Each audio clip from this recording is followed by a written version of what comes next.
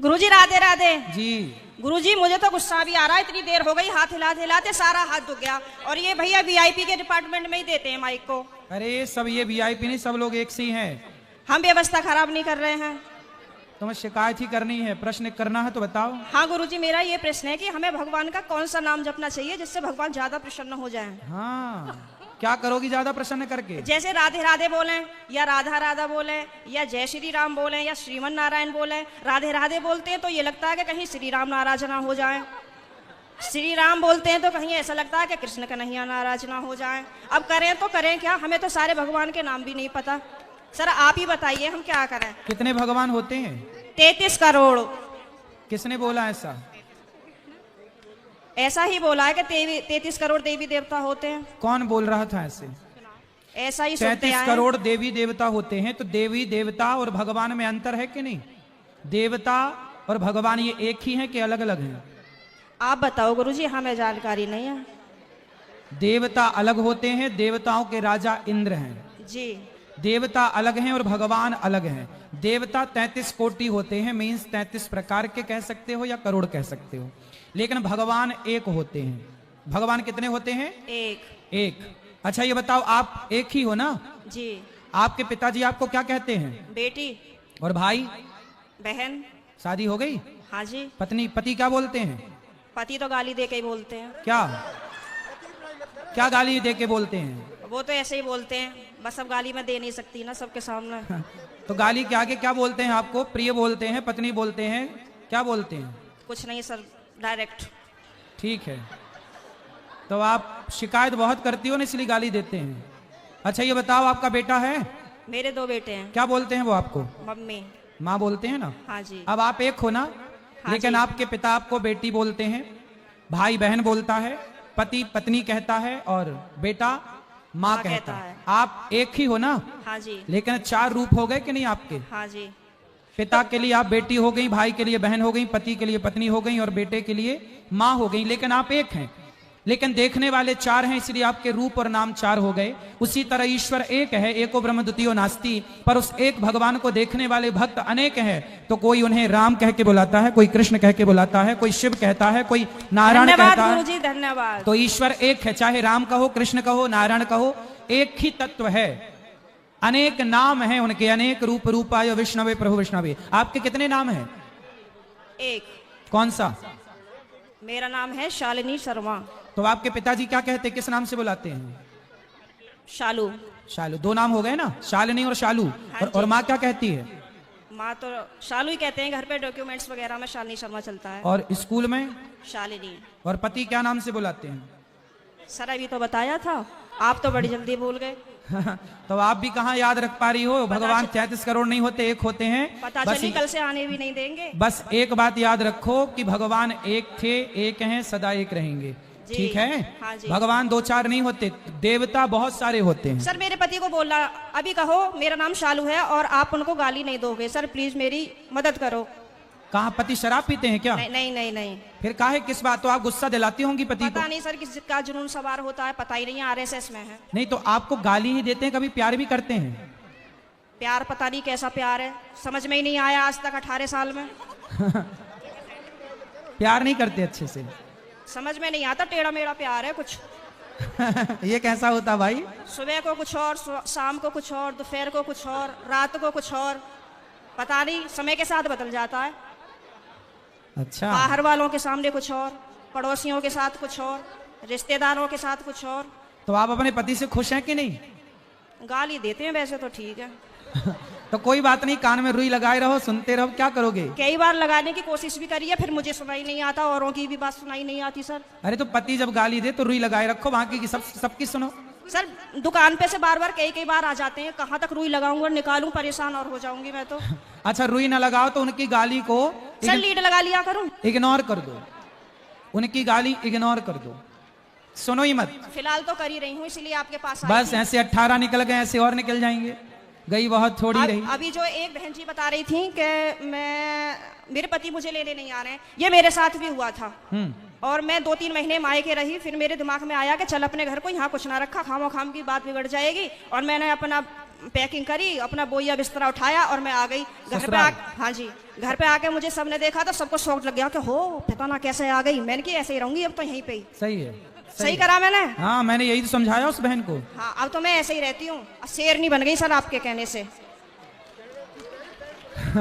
शेरनी बन गई अब हाँ। तो पति सुरक्षित है कि नहीं पहले शेरनी से? पहले सब लोग मुझसे कहते थे तो मैं रोती थी। हाँ। लेकिन उन्होंने मुझे रुला रुला के इतना मजबूत कर दिया है हाँ। कि अब मैं सीधी दहाड़ मारती हूँ। तो वो लोग रोते होंगे अब। अब वो परेशान हो जाते हैं, घर में से चुप निकल जाते हैं। सही है। करा गुरुजी मैंने। सही है, सही है।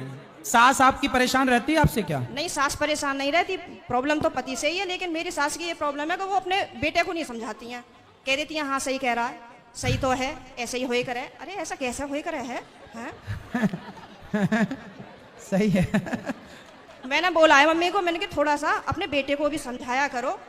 मतलब आप उनसे बोला करो कि इस तरीके का व्यवहार नहीं करना चाहिए अपनी पत्नी से, वो भी तो तेरे लिए ही आई है। सही है, सही है। मेरे अड़ोसी पड़ोसी से भी कहते हैं कि पता नहीं आप कैसे रह रही हो, कैसे झेलती हो इनको। मैं कहती हूँ अब क्या करूँ, कहाँ जाऊँ, कहीं ठिकाना ही नहीं है। बस यही है कि चलो जैसा ऊपर वाला रखेगा वैसे रह ही रहे, पर मैं खुश रहती हूँ। ठीक है। भागवत में जाती हूँ, खाटू श्याम के प्रोग्राम तो मैं कहीं के भी नहीं छोड़ती। पति जाने देते हैं? मेरे घर वाले तो यूं कहते हैं वैसे तो घर में दंगा रखती है, वैसा भागवत और उसमें जाती है। तो मैंने कि फिर क्या करूं, आप बतला एक लिया काम करो करो, मुझसे। आप पति को कल ले आना, प्रश्नोत्तरी में मैं समझाऊंगा, वो कभी गाली नहीं देंगे आपको यदि आप कल ले आई उनको। तो गुरुजी आप यहीं के माध्यम से ये संदेश दे दो कि जहाँ भी शालिनी शर्मा के पति हो वो कल को प्रश्नोत्तरी में जरूर आए। अरे ये भी हम ही कहें तुम ना हाँ लाओगे? सर, नहीं मुझे आप ही की मदद चाहिए, मैं हर जगह से टूट चुकी तो हूँ। फिर इनके पति जहाँ हो, क्या नाम है? पंकज कुमार शर्मा। पंकज कुमार शर्मा जी कल की प्रश्नोत्तरी में जरूर आए, है ना? उनकी पत्नी बहुत दुखी है और उनको गाली ना दें, हम समझाएंगे आपको। बिल्कुल हम समझाएंगे। गाली ना दें अपनी पत्नी को। सही है। धन्यवाद गुरुजी, मैं बहुत खुश हूँ। कल मैं कलश यात्रा में नहीं गई थी, किसी ट्रेजेडी होने की वजह से मुझे वहां जाना पड़ा। लेकिन मैं पूरी रात इतनी परेशान रही और मैं आज 2 बजे ही आके बैठ गई, यहाँ से आपको देखती रही। मैंने कहा कब आएंगे कब आएंगे कब आएंगे, और अभी भी मेरा कोई जाने का मन नहीं है। अगर आप रात को यहीं रुको तो मैं भी रुक जाऊंगी। ठीक क्या है, करूं मैं? अभी तो आपको पति की जरूरत है, पति के पास जाइए मैं तो और कमरे में पति को कल जरूर लेके आइए। मैं कमरे में अपने आप को बंद करके और आप ही का देखती रहती हूँ। मेरे पति जैसे ही सुन लेते हैं ना कि जंगले में से फिर लगी पड़ी है, तो कहेंगे हो वैसे तो बड़ी पुजारन हो रही है, वैसे हमसे पूरे दिन रात ऐसी मार है हमारी। अब मैं क्या करूं भाई? वैसे प्रेमानंद जी को सुनती है, कभी अनिरुद्धाचार्य जी को सुनती है, बाबा आएंगे यहाँ पे करने के लिए तेरा उद्धार। मैंने कहा हाँ मेरा तो ये उद्धार करेंगे। मैंने कहा आप बतला लिया करो तो मुझसे। तो पति बात नहीं करते आपसे? पता नहीं, समझ में नहीं आई आज तक बातें। चलो अब ले आना कल, तो हम समझाएंगे तरीके से। ठीक है गुरुजी, बहुत बहुत धन्यवाद। खुश रहिए जी। गुरुजी क्या होता है ना, लाइफ में आप कुछ अचीव करते हो, अपने गोल्स बनाते हो और अचीव करने के बाद फिर वो थोड़े दिन रहता है, उसके बाद फिर आपकी और इच्छाएं बढ़ जाती हैं। जैसे कि फॉर एग्जांपल मेरे को बचपन से था कि मुझे एक फेंडी का चश्मा चाहिए। मैं दुबई गई, मैंने वो खरीदा और फिर वो नॉर्मल है। तो ऐसे ही करियर में भी चलता है। तो अपने अंदर वो सेटिस्फैक्शन लाने के लिए कि आप जितना है उतना भी इनफ ही है, उसके लिए आप कुछ बताइए जो हम प्रैक्टिस कर सके लाइफ में। ऐसा है, पहले दौड़ लो, जो पाना चाहते हो ना पहले पालो, क्योंकि पा लेने के बाद जो शांति मिलेगी, जैसे आपने चश्मा की बात की, जब तक नहीं मिला था तब तक उसकी चाह थी, मिल गया ना तो उसकी वैल्यू खत्म हो गई। ऐसे ही है संसार में, जब तक जो चीज नहीं मिलती तब तक ही उसकी कदर होती है। मिल जाने के बाद वो मिट्टी है, ना मिले तो सोना और मिल जाए तो माटी, यही है। इसलिए आप जीवन में जो पाना चाहते हैं, हम तो भगवान से प्रार्थना करेंगे कि आप इतने सफल बने कि सब कुछ पाओ, और पाने के बाद कहीं अटैच मत हो जाना।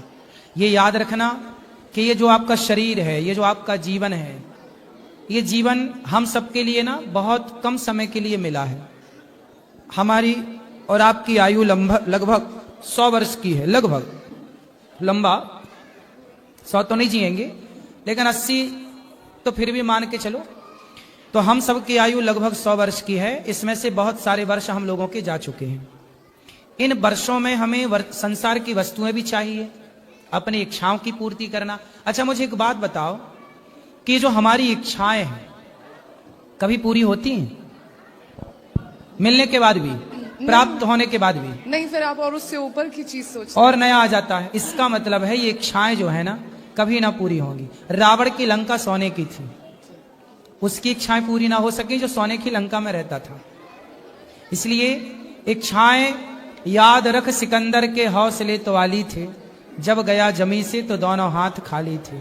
सिकंदर अपनी इच्छाएं पूरी ना कर सका, हम आप क्या इच्छाएं पूरी करेंगे? इसलिए सिंपल फंडा है, जो मिल गया है उसे बहुत मान लो, जो प्राप्त है उसे पर्याप्त मानकर और अपनी जिम्मेदारियों को निभाते हुए भगवान की ओर बढ़ना है। सच्चाई बता रहा हूं आपको, भगवान के सिवा आपका कोई नहीं है संसार में। ये दुनिया के नातेदार, रिश्तेदार, ये सब आएंगे और जाएंगे। परिवार आएगा जाएगा। आप उत्सव करो अपने घर में, आपके घर में 10 मेहमान आते हैं और 10 मेहमान आए, 2-4 दिन का हुआ, सब गए, फिर घर खाली। ये दुनिया केवल मुंह दिखाने आती है। मुंह दिखाई रस्म भी तो होती है ना। ये दुनिया मुंह देखने आती है, मुंह देख के चली जाती है। बस ऐसी है ये दुनिया। इसलिए अपने केवल भगवान है। पैसे कमाओ, काम करो, खुश रहो, जिंदगी में जो चाह है उसे पूरी भी करो, लेकिन ये मानो कि हमारा संबंध भगवान से है और किसी से नहीं। हमें वहां चलना है, वहां ईश्वर के पास जाना है। ये संसार अपना नहीं है। ये मान करके भगवान से संबंध मजबूत रखो और संसार के व्यवहार को निभाते रहो और जितना मिला है उसमें संतुष्ट रहो। आपने जो साड़ी पहनी है, ये जो पहना साड़ी है क्या है? नहीं, सूट है। सूट है। ये सूट कितने का है? पता नहीं। फिर भी 1000, 2000, 10,000, 20,000, हाँ, ऐसे ही कुछ। हाँ जी, 5,000 का। उसके आसपास। सुनो सुनो सुनो, चुप रहो। ऐसा है कि जो सूट आपने पहना है, ये सूट जो है ये 5, माना कि 2000 का सूट है आपका। ये 2000 का सूट आपना भी 1 साल और पहनना। 1 साल पहनने के बाद आप किसी को देने चाहोगे ना तो लेने वाले बहुत मिल जाएंगे, भाई हमें दे दो, हमें दे दो, है ना। मतलब आपका उतारा हुआ कपड़ा लेने वालों की लाइन लगी है। इसका मतलब उन लोगों से आप बहुत बेहतर हैं, जिन लोगों के पास देखने को आंख नहीं है, जिन लोगों के पास चलने का पांव नहीं है, जिन लोगों के पास सुनने के लिए कान नहीं है, जिनके पास बोलने की वाणी नहीं, आप बोल पा रही हो। बहुत लोग हैं जो गूंगे हैं। इसलिए खुश होना है तो आप ये मान के खुश होइए कि भगवान ने हमें देखने को आंखें दी, चलने को पांव दिया। वाह, हम नाच सकते हैं, हम इन हाथों से किसी की सेवा कर सकते हैं, कानों से कथा सुन सकते हैं, आंखों से भगवान को देख सकते हैं, वाणी से बढ़िया भजन गा सकते हैं। जो मिला है ना वो बहुत है, बहुत है। मतलब इतना सोचिए, कुत्ते के पास 84 लाख योनियां हैं। 84 लाख योनियों में केवल आप हैं, मीन्स मनुष्य है, जिसके पास सब कुछ दिया है ईश्वर ने, है ना। कुत्ते के पास कुछ भी तो नहीं है लगभग। बिल्ली के पास क्या है? ना खाने की व्यवस्था है, ना रहने की व्यवस्था है, ना वो बच्चों से आपकी तरह लाड़ लड़ा सकती है। वो अपने तरीके से करती होगी सब कार्य। वो बच्चे को लेके भागती है तो मुंह से दबा के भागती है। आप अपने बच्चे को हाथ में गोद में उठा के चलते हैं। 84 लाख योनियां हैं। बंदर देखो ठंडी में मरते रहते हैं, बारिश में भीगते रहते हैं। हम लोग तो रजाई ओढ़ लेते हैं सर्दी में, छाता लगा लेते हैं गर्मी में, बारिश में। कुल मिला के भी ईश्वर ने हम लोगों पर बड़ी कृपा की कि 84 लाख योनियों से निकालकर मनुष्य का शरीर दिया। इसलिए जो है ना वो औरों की अपेक्षा बहुत है। ईश्वर का केवल धन्यवाद। बच्चा हो ना हो, कहते हैं ना, पति कैसा भी हो, अंधा, लंगड़ा, बहरा, काना, खोरा, पत्नी कैसी भी हो, शादी के पहले देखो कि कैसी, शादी हो गई, विवाह हो गया, संबंध हो गया, फिर उसे निभाओ। बहुत पुरुष ऐसे हैं, बहुत स्त्रियां ऐसी हैं जिनके बच्चे नहीं हो रहे हैं और शादी का 60 साल हो गए, 70 साल हो गए, दोनों पति पत्नी साथ में है, बच्चा नहीं हुआ। बहुत लोग हैं। तो जिससे निभाना है वो निभा लेता है, जिससे नहीं निभाना उसे बहाना मिल जाता है कि तेरे बेटा नहीं हो रहा है, तेरे बेटा नहीं हो रहा है, हम दूसरा कर लेंगे। तो रिश्ते प्रेम से चलते हैं, विश्वास से चलते हैं। इसलिए विवाह करने के पहले हम सबको मेडिकल जरूर करा लेना चाहिए। आज की रिक्वायरमेंट बोल रहा हूं मैं जी। मैं भी इसी वजह से मैंने आपसे सवाल पूछा गुरुजी। आज की रिक्वायरमेंट में बोल रहा हूं कि विवाह के पहले एक रिपोर्ट लड़की की और एक रिपोर्ट लड़के की, पूरा बॉडी चेकअप होता था। मेरी माँ लाखों करोड़ों खर्च करते ना शादी में, ये रिपोर्ट 10, 15, 20 हजार रुपए में सारा चेकअप हो जाता है ना। ये सब देखो क्या क्या चेक करना चाहिए, कोई विशेष बीमारी तो नहीं है लड़की या लड़के में, पहला। दूसरा, लड़की या लड़के में नपुंसकता तो नहीं है, दूसरा। क्योंकि ये केस एक बार भोपाल में मेरे जानने वाले हैं, उनके साथ हो गया। उनकी लड़की थी एक, देखिए एक लड़की थी और बहुत अमीर थे वो, और उन्होंने विवाह, लड़की एक थी या दो थी, एक के बारे में मुझे पता है, दो रही होंगी भगवान जाने। एक लड़की थी, वो बहुत पैसे वाले थे, उन्होंने अपनी बेटी का विवाह कर दिया। जब विवाह किया, बेटी भी बहुत सुंदर थी और बेटी भी बहुत योग्य थी, पढ़ी लिखी थी।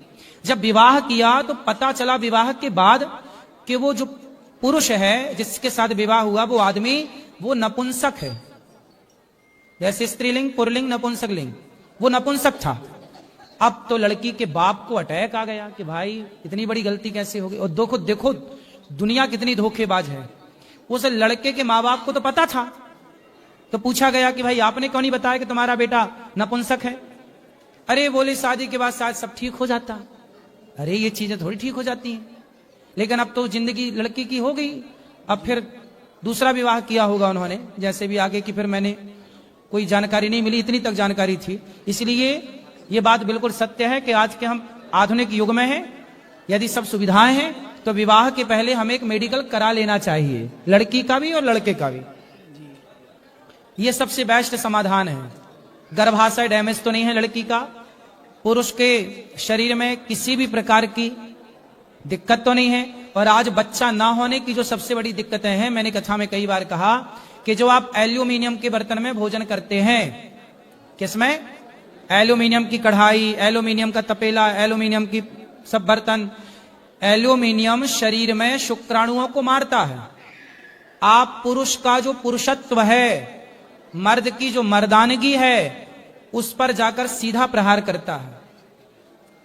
लेकिन अब समझाए कौन तुम्हें? हम तो लाख बार कह चुके हैं कथा से कि घर में पीतल के बर्तन रखो दाल बनाने के लिए, सब्जी बनाने के लिए। पुराने जमाने में काय का बर्तन था? मिट्टी का था, पीतल का था और इत्यादि। कढ़ाई लोहे की रखो और अन्य धातुओं, एल्यूमिनियम छोड़ के सारे बर्तनों का प्रयोग करो। एल्यूमिनियम का बर्तन प्रयोग करोगे तो आपके बच्चे वही बर्तन में खाएंगे, वही बर्तन में बनेगा। तुम्हारी बेटी के अंदर गर्भाशय डैमेज होगा, क्योंकि पुरुष और स्त्री दोनों के संयोग से जब बच्चे का प्रोसेस होता है तो पुरुष का स्त्री के गर्भ में जब तेज स्थापित होता है तो स्त्री के भीतर जो प्रोसेस होता है, वो प्रोसेस करने वाले जो शक्ति चाहिए वो सब डैमेज हो चुकी होती है एल्यूमिनियम के बर्तन में भोजन करने से और बना के खाने से। इसलिए लड़की के लिए नुकसानदायक है, लड़कों के लिए भी नुकसानदायक। अपने बेटों को, यदि आप अपने बेटों को नपुंसक बनाना चाहते हैं तो एल्यूमिनियम के बर्तन में खवाना, और यदि नपुंसक नहीं बनाना है तो फिर आज ही सारे बर्तन खत्म कर देना एल्यूमिनियम के, कभी खरीदना मत। पहले तो ये समस्याएं ना के बराबर थी, आज ये समस्याएं 10% से ज्यादा हैं। आए शादी होती है, 4 साल हो गए, बहू के बेटे ही नहीं हो रहा है। काहे नहीं हो रहा है? दूसरी बात, एल्यूमिनियम का बर्तन तो पहला है, पहला कारण क्या है? एल्यूमिनियम का बर्तन। दूसरा कारण, हमारे यहां विवाह के पहले होना चाहिए ब्रह्मचर्य। कौन? 4 आश्रम में पहला आश्रम कौन सा?